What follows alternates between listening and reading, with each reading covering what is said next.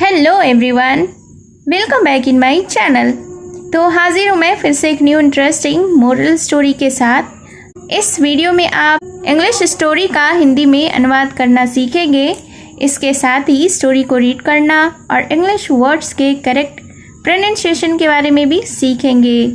तो अगर आप इस चैनल पर न्यू हैं, मेरी वीडियो को पहली बार वॉच कर रहे हैं, तो मेरे चैनल को सब्सक्राइब ज़रूर करें और जो बेल का आइकन दिख रहा है उसे भी प्रेस कर दें ताकि मैं जब भी वीडियो अपलोड करूं तो इसका नोटिफिकेशन आप तक पहुंच जाए। और अगर आप मेरी वीडियो को फेसबुक पर वॉच कर रहे हैं तो मुझे फॉलो करना ना भूलें। तो चलिए स्टार्ट करते हैं आज के यह मोरल स्टोरी। आज के स्टोरी का टाइटल है the love struck lion. Love struck का अर्थ होता है प्यार में पड़ा या प्यार में फंसा हुआ, प्रेम में पड़ा हुआ। लायन यानी कि शेर। तो शीर्षक का अर्थ हुआ प्रेम में फंसा हुआ या प्रेम में पड़ा हुआ शेर। So let's begin the story. A woodcutter lived near a forest with his beautiful daughter.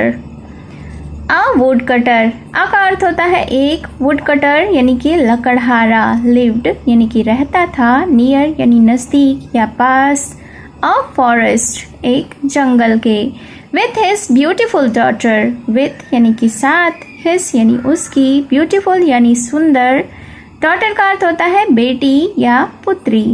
तो इस सेंटेंस को देख लेते हैं। A woodcutter lived near a forest with his beautiful daughter, यानी कि एक लकड़हारा अपनी सुंदर बेटी के साथ एक जंगल के करीब या एक जंगल के पास रहता था। One day he took his daughter with him to help his chop some wood. One day यानी कि एक दिन, he took take का अर्थ होता है ले जाना, took V2 है, ले गया, his यानी कि उसकी, daughter with him यानी बेटी को अपने साथ, help him उसकी मदद करने के लिए, chop some wood कुछ लकड़ियों को काटने के लिए। तो इस सेंटेंस को देख लेते हैं। वन डे यानी कि एक दिन, he took his daughter with him to help him chop some wood. एक दिन वह अपनी बेटी को अपने साथ ले गया मदद करने के लिए कुछ लकड़ियों को काटने में। Suddenly a lion came there. Suddenly यानी कि अचानक, अ लायन यानी एक शेर, केम देयर यानी वहाँ आया। He saw the daughter and fell in love with her. He saw यानी कि देखा, he saw the daughter यानी उसने बेटी को देखा, and fell in love with her और उस पर मोहित हो गया या उसके प्रेम में पड़ गया। He wished to marry her. wished यानी चाहता था, marry यानी शादी। तो इस सेंटेंस को देख लेते हैं। He wished to marry her यानी कि वह उससे शादी करना चाहता था। So the next day the lion went to the woodcutter's house and said I would like to marry your daughter. So इसलिए द नेक्स्ट डे यानी दूसरे दिन the lion went to the woodcutter's house, शेर लकड़हारे के घर गया, and said और कहा, क्या कहा? I would like to marry your daughter कि मैं तुम्हारी बेटी से शादी करना चाहता हूँ। Now the woodcutter who was afraid of the lion could not say no.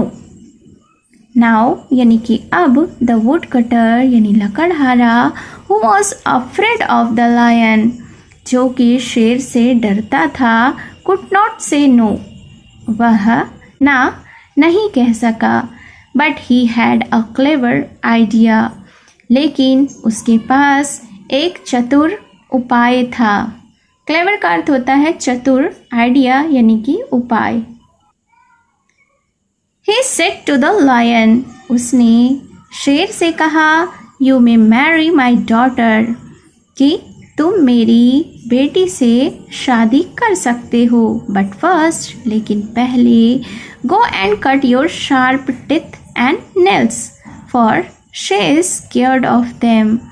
और आगे उस लकड़हारे ने शेर से कहा कि बट फर्स्ट लेकिन सबसे पहले, go and cut your sharp teeth and nails जाओ और अपने नुकीले दांत और नुकीले नाखून को कटवाओ।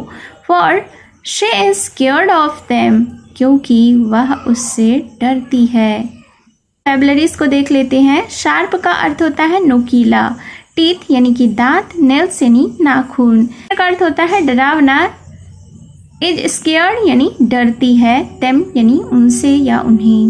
लायन रश्ड ऑफ यानी कि शेर जल्दी से रवाना हुआ या जल्दी से चला गया। Within no time he got his nails and teeth cut. Within no time यानी कुछ ही समय में he got his nails and teeth cut. उसने अपने नाखून और दांत कटवा लिए। When the woodcutter saw the lion without his sharp teeth and nails, he was no longer afraid. अब फिर क्या हुआ? When the woodcutter saw the lion, जब without his sharp teeth and nails, जबकि लकड़हारे ने शेर को बिना नुकीले दांत और बिना नुकीले नाखून के देखा, he was no longer afraid.